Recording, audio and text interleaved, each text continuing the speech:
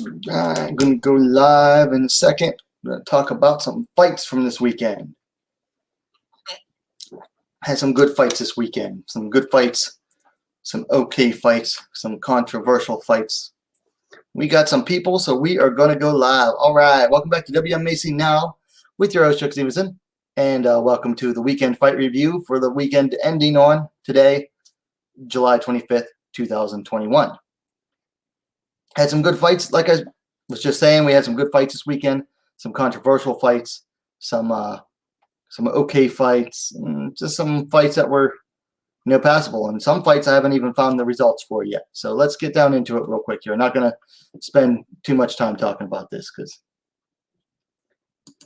all right, so first up, we had Octagon 26 went down from Praha in the Czech Republic. They had 4 ladies bouts. I previewed all of them, and I just finally finished up watching the last one. But first up, we had a strawweight bout. Magdalena Surmova defeated Kiara Penko via submission in the first round via, if I remember correctly, rear naked choke.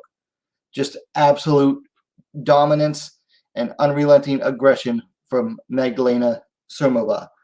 She went out there just with a mission. She was on like a man on a mission, and she went out there and just got it done. I mean, killed Surmova. And then let's see, at flyweight, Teresa Bleda defeated Edna Oliveira, I believe via submission as well. Tempology hasn't updated the results.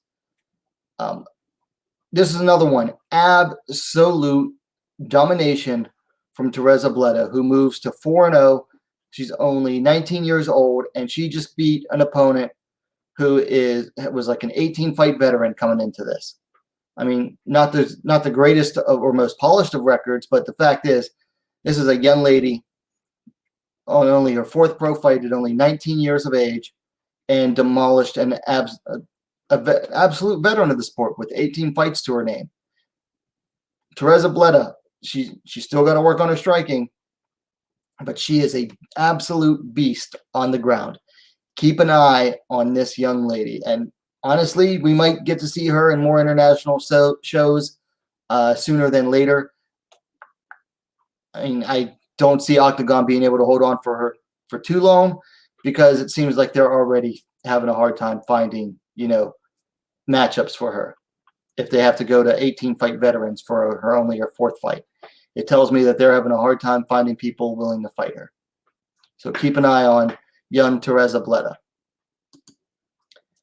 And then up at bantamweight, Lucia Sabova defeated Cornelia Holm via decision. This was a back-and-forth banger of a fight. Very good fight. Just as the fight wore on, Lucia Sabova was able to apply her game plan more and more. This is only Sabova's 4th fight as well. Holm came in with 4 fights to her name. Sabova is another young prospect. I mean, forget how old she is. Let me see real quick here. Only 23, and seems to be doing really well in the bantamweight division, which a division that needs, these young, hungry prospects like Sabova. And Teresa Bleda as well can fight at bantamweight. So got 2 young, hungry bantamweight prospects fighting out of Octagon that are definitely fighters worth keeping an eye on. So very exciting in Eastern Europe right now. And then finally, Toledo Bernardo defeated Lucia Pudilova in a battle of UFC bantamweight veterans. Pudilova just could not get her game going. She would back Bernardo up to the fence, and then Bernardo would just shoot an easy takedown and get it every time. I mean, 3 rounds, 3 takedowns basically tells the whole story of this fight for Toledo Bernardo. She got Pudilova onto the ground, and Pudilova just could not do anything and spent the majority of each round on her back.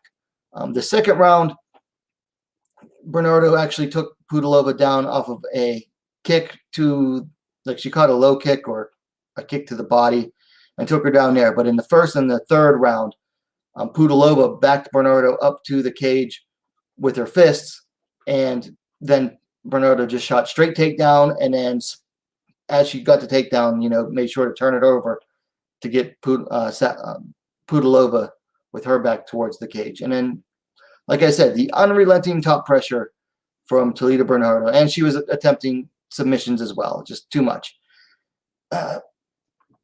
It just sucks. I was really hoping for a fourth Pudilova win. Probably could have seen her back in the UFC. Now she's back to the drawing board. But I would like to see, Lucia Pudilova get picked up by someone besides Octagon. Like, no reason she couldn't be in Bellator and fight down at flyweight. That's where she had moved down to in the UFC. She could probably still get down to flyweight for there and be a contender there. And Bernardo, obviously, she's no one to mess with on the ground. I feel like her biggest problem in the UFC when she was there, she just couldn't get her game plan going and, couldn't get her opponents down. But you don't want to mess with Toledo Bernardo on the ground. For Pudilova, it's just back to the drawing board, unfortunately. But you know what? Thing is, if she can get her game plan going, she is a nonstop action fighter. She is a fun fighter to watch. So Pudilova is one of those fighters, no matter when, where, or who she's fighting, I think people are going to want to tune in. Anyway, moving on to, well, this picture wasn't as big as I thought. And I can't get any bigger. Anyway, UFC Fight Night, Sandhagen versus Dillashaw, a.k.a. UFC Vegas 32. What's up, Leon? The chat is open, by the way, to everyone watching. Had 3 ladies bouts, 4 scheduled. 1 ended up getting canceled. But first up, Diana Belbita there on the left defeated Hannah Goldie via unanimous decision. Belbita climbed to 14-6. Goldie fell to 5-2. I had like 0 expectations for this fight going in, so it was hard to walk away unsatisfied. I thought it was an okay fight, just not high level or anything. Belbita getting her first win in the UFC.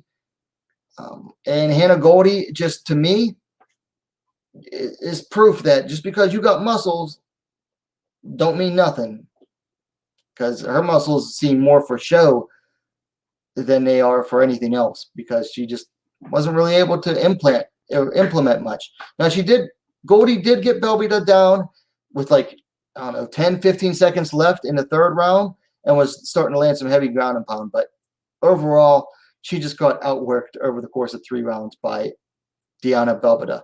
One thing, though, I think Belbita's future opponents will be looking out for is that high kick that Goldie landed like again and again and again, just kept landing it on Diana. So her future opponents are going to be looking for that high kick for sure. But Hannah Goldie, back to the drawing board. I don't know why she's in the UFC. I think she got called up on short notice for her debut is why. Like, she won on the Contender Series, didn't get picked up, and then ended up getting called up anyway. And that was in August of 2019 where she lost. So she's now 0-2 in the UFC, but she'll probably get in one more fight at least. What is with these pictures? Moving on. At flyweight, Sijara Eubanks defeated Elise Reed via TKO due to ground and pound at 3 minutes, 49 seconds of the first round.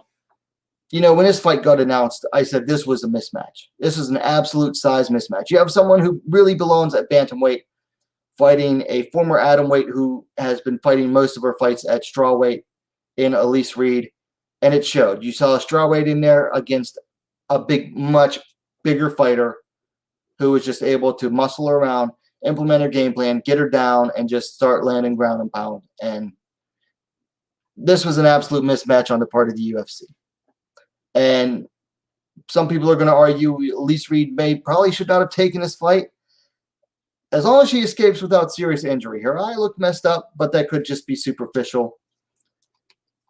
Look, as long as she walks away with that, with no serious injuries, can you really fault Elise Reed for taking the opportunity to get into the UFC? I've talked about career management before, and this is really more of a career management choice. Like, probably, selling the first loss because she's now 4-1. but now she's in the UFC. So we'll see. It might end up being just completely too early for her to be in the UFC. Probably will be at only 5 fights in her career, but we'll have to see. And then up on the main card, this was controversial. Macie Barber defeated Miranda Maverick via split decision at flyweight. Barber climbed to 9-2. Maverick fell to 9-3. I'll be honest, I'm not a fan of either of these fighters, so I had no dog in this fight. And I gave it to Maverick, but I did not see this fight being as far apart as everyone else did.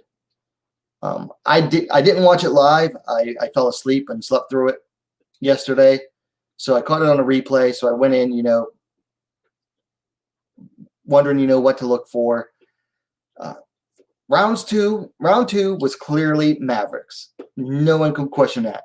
And round 3, to me, was clearly Barber's round. For me, the questionable round is round 1. Neither of them really did a whole lot. I gave it to Maverick slightly, but Barber did almost nothing, and Maverick didn't do much more than that. So it was more. I gave it the first round to Maverick, just on being slightly more active than Barber. But as far as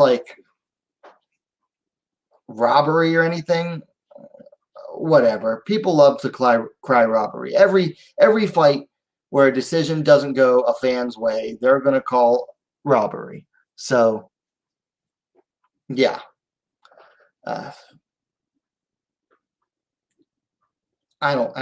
Like I said, I did not have a dog in this fight. So no matter who won, it really didn't matter to me. I think everyone was just favoring Maverick more out of dislike for Barber than an actual appreciation for Maverick's skill. At least that's what it seemed to me. No one was really picking Barber to win, and everybody was going into this with a dislike of Barber. So I think a lot of people just were really biased against her from the beginning. Granted, I even picked Maverick to win, but I'm not going to cry robbery or anything. To me, it's just not that. I wasn't impressed really by either fighter's performance. Honestly, I was not impressed by either fighter's performance. Barber still seems hesitant. She's still flittering around from camp to camp, and it's affecting her in a negative way. She's not sticking around long enough to see, how the changes take effect. She won this time, so she'll probably stay with Team Alpha Male for at least one more fight, and maybe then we'll start to see some actual improvements from her based on training with them. I have my doubts because I have yet to see a fighter truly transform from training with Team Alpha Male. But we'll see. Anyway, like I said, I wasn't impressed with either fighter's performance in this fight. Neither of them showed themselves to me to have any chance against the top 10. None. And who went into this ranked? Let me see here real quick. Let me pull up the rankings because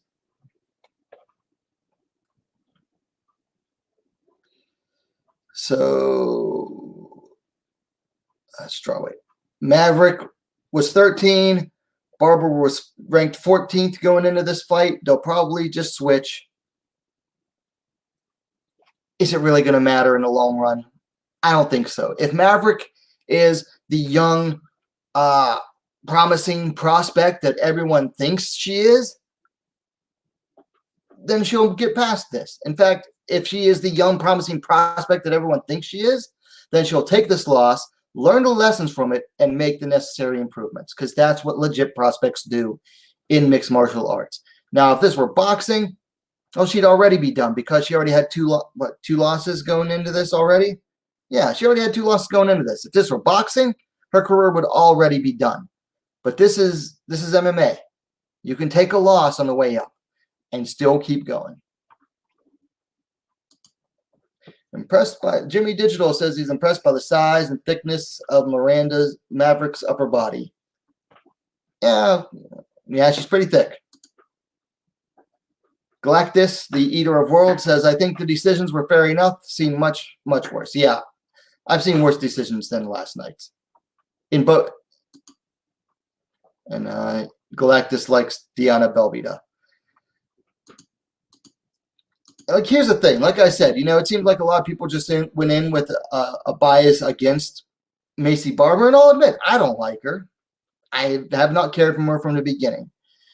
But it's just weird that the two controversial decisions last night, both of them went to fighters who were largely disliked by the vocal elements of the MMA community, Barber and Dillashaw. Both of them won.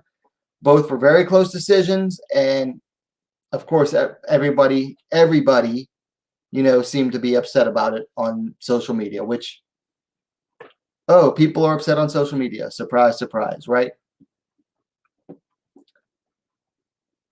Here's the thing. Here's another thing, rather. Go back and watch the decision being read off. If Maverick really thought she won, she'd have acted way worse than what she did. I mean, all she did was like turn away, like, yeah. So clearly, she didn't think she had done quite enough to justify going either way, or to justify going her way. Or she knew she wasn't entirely positive that she had won. Because how many decisions have we read where a fighter like flips out on a decision not going her way? And it wasn't even like a split decision. It was like a unanimous decision. And she was just so confident that she had won that the decision gets read for her opponent. And the fighter goes like, what? Or like, come on. Like totally reacted different to the way Maverick reacted. Maverick just seemed to accept it. So I think as per usual, fans are more upset than the fighters themselves. Anyway, let's move along. So why are these pictures so tiny tonight? Wardog cage fight over in Japan was supposed to have an atomweight main event between Erika Sasaki and Kotomi Shintani. Unfortunately, I have not found the results for this yet. And then also early this morning, Shudo had a super atomweight 110-pound bout where Satomi Takano Sarami defeated Miku Nakamura there on the right via TKO due to ground and pound at 2 minutes 48 seconds of the second round. I haven't watched this fight yet. I gotta get on abima.tv and check it out. But by winning this fight, whoever won this fight, which ended up being Sarami, she now earned a title shot against the current Shudo super atomweight champion Mina Kurobi. So that'll probably happen before the end of the year. So keep an eye on that. And that is it for the fights this weekend. Every media outlet had it 29-28. It was a clear 29-28. Shocking. 2 judges scored it for Barber. 1 could be incompetence, but 2 needs to be investigated. I suspect foul play. Jimmy, here's the thing. Never attribute to malfeasance what could easily be attributed to incompetence. And when it comes to MMA judges, most of the time it is due to incompetence. And as far as the media outlets go, most of those people, like, I'm not an expert in fight analysis. I just do it for fun. These people get paid for it, and most of the time in the media, they don't know what they're watching either. So I take the media outlet scores. I don't even look at them, honestly, for the most part. All I care about is what the actual judges say. And like I said, even Maverick seemed to accept it more than the fans did. So also, most of the media, if you listen to them, most of them don't like Macie Barber either. So they were all going in there biased themselves.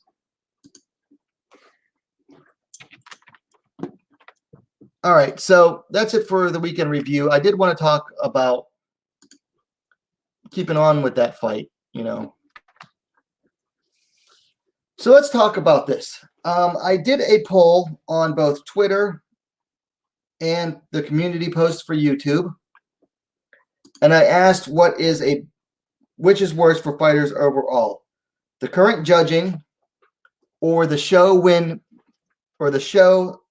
win pay dynamic. Now, on the community post, I had 8 votes with 88% going to current judging, 13% going to the show win pay dynamic.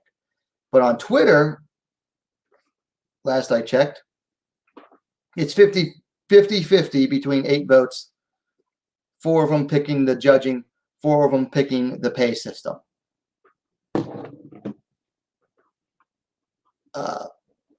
Here's my thought. The judging is going to be a lot harder to fix than it is the pay dynamic, okay? And I was inspired to do this because, you know, I kept hearing people say, oh, Maverick got robbed of her win pay. Maverick got robbed of her win pay. The UFC is robbing fighters by doing the stupid show pay, win pay, bonus pay dynamic, period, okay? The UFC is keeping the fighter pay low and robbing fighters by doing that in the first place, okay? Because if the UFC just paid fighters a lump sum somewhere in between those two amounts, then no fighter would have to worry about getting robbed of their money by the judges. So to me, it is not a matter of what's worse, the current judging or the pay. To me, it's obvious the pay system, where you have fighters depending on the win in order to get paid, that's really holding these fighters back. I mean, yes, is the judging bad? Yes, but you have to talk about how many different judges work across 50 different athletic commissions, at least 50 different athletic commissions. So you'd have to completely change judging or get a whole new set of judges and train them across 50 different states. And they have to get certified. A judge has to be certified for every state that they're going to work in, because each state is run differently. You know, each state's athletic commission runs differently. They certify their judging differently. They certify the referees differently. So, in my opinion, it would be a lot easier to change the current pay scale system than it would be to improve the judging. And also, if you fix the pay system, then the fighters don't have to worry about getting robbed by the judges. At least as far as win-loss goes, yes. But as far as, oh, I lost out on half of my pay because of this bad judge's decision, well, if you didn't have to worry about getting a win bonus, then you wouldn't have to worry about the judge's decision affecting how much you got paid on fight night. So if that were to be fixed, and honestly, that comes down to the fighters dealing with the UFC. Now, granted, that's a whole different mess, because you talk about unions or a fighter association, or it could just come down to the fighters themselves negotiating, hey, I don't want this, I want a flat fee. And a lot of fighters, mostly in the upper echelons, when they get paid more, a lot of those fighters start to get a flat fee. Or they negotiate to where, and I noticed this more in Bellator, your show fee or your show pay is a lot more than your win bonus. So, because Bellator has this too, but the show pay, particularly in Bellator, is a lot higher than the win pay. And that way, at least if they lose, they're losing out on money, but not so much as, like, say, in the UFC, where a lot of the time it is literal 50-50. So, I don't know. That's my opinion. To me, I think the pay dynamic is a lot worse right now than the judging. Granted, there have been some bad decisions in the past month or two. But guess what? When the UFC does almost all of their events in Vegas right now, and Vegas has the same judges over and over and over again, that's going to happen. So to me, I think it's up to the fighters to really start negotiating for, I think, a flat fee. We got some more comments. Leon, have you thought about? Yeah, I've thought about it, and I'm just, sometimes I want to do them, sometimes I don't. Because the thing with fighter interviews, you got to work around their schedule. I got to work around my schedule. I got to try to figure that out. I got to, try to reach out to the fighters. Do I want to do it live or do I want to do it recorded? There's just so much. And so every time I think about it, then I end up thinking, no, I'm not really feeling it. So we'll see. If I do, it'll be maybe eventually, probably get to that eventually. I'm just not that big on interviewing fighters because what if I end up interviewing someone and they're like, oh, you picked against me in this one fight, and it's like, okay, because that's the thing. Here's the biggest thing. I don't want to have to deal with fighters' egos, and fighters are very egotistical and they're very easily offended. I just rather not have to deal with that.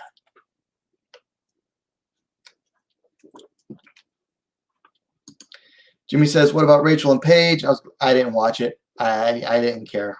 Honestly, I just couldn't be bothered with BKFC on Friday night. I haven't watched one of their events since late 2019, early last year. I think the last one I watched was Gonzaga versus Bigfoot. Just not really interested in BKFC right now. All right, so that's really all I had for this weekend. I did not want to take this too long. I did not want to, I'm just not the style to drone on and on in a live chat for 2.5 hours, particularly when there weren't that many fights to talk about this weekend. So just wanted to address, the Maverick Barber decision mostly, and then talk a little bit about that judging versus pay dynamic thing. Like for me, it's more important to address the pay dynamic because you're seriously talking about people's livelihoods, people's ability to train, stuff like that. And some people are going, yeah, these judges are affecting these fighters' money. It's like these fighters are already compromised in pay long before they set foot into the octagon to be judged in front of those judges. Their pay is already compromised by being forced into these bad contracts. I think, to me, the fighter pay thing is way more egregious right now than the judging, because guess what? You could have the absolute most trained judges all the time, and you're still going to get bad decisions because they don't always see what we see. Like, we're sitting at home watching on monitors or TVs with cameras that are following the fighters around, switching angles all the time, whereas the judges, and I've seen it myself, I've sat right next to them as I was taking pictures at Invicta.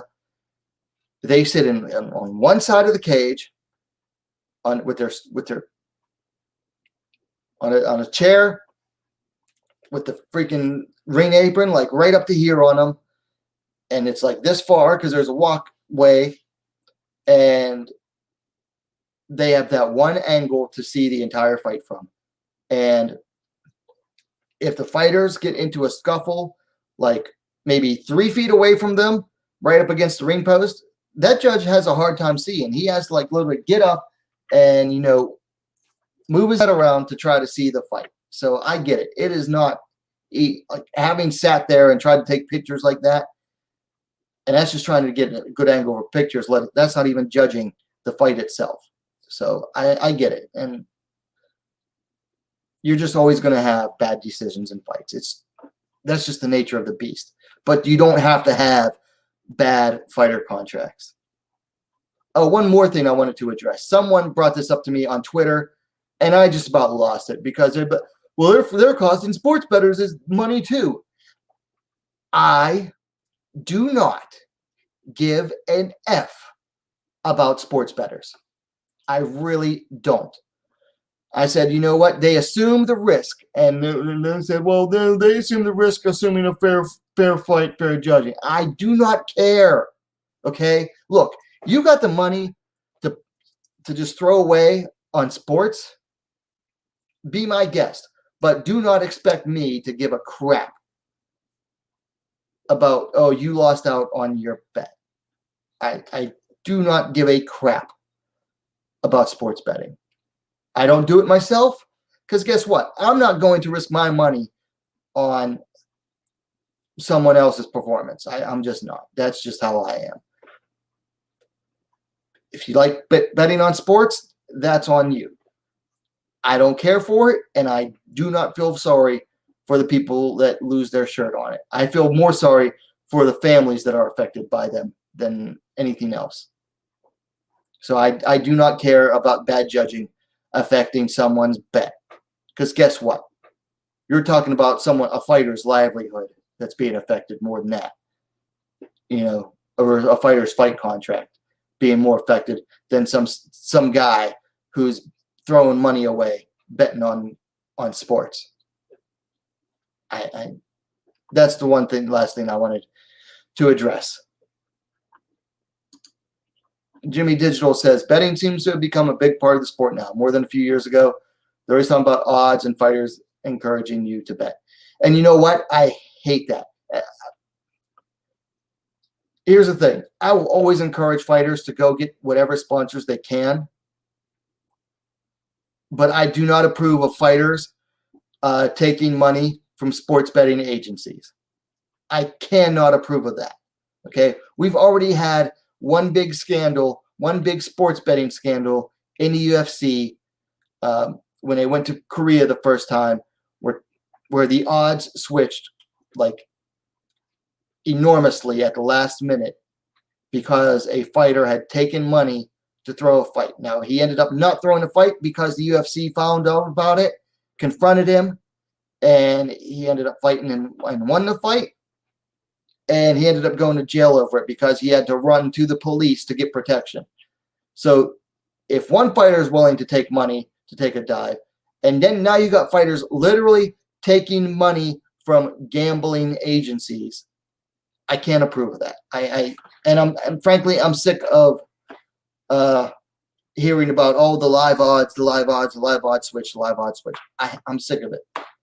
I'm just not into it, and I don't see why that should be a part of the broadcast now. And I don't see why the UFC should have Yanni the Teeth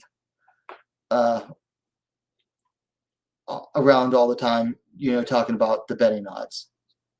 Like, that should be separate from the sport itself. That should be to the side. And really, this only really became a thing once sports betting became, legal like nationwide, or as more states started to accept it. Because I don't think it's legal nationwide.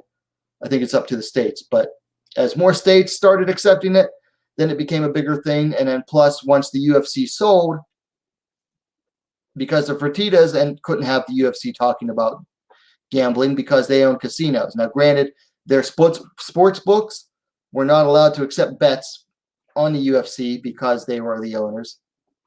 It had been a huge conflict of interest. But really, once it got sold, then they started talking about the gambling more. And I'm just not into it. It's not my thing.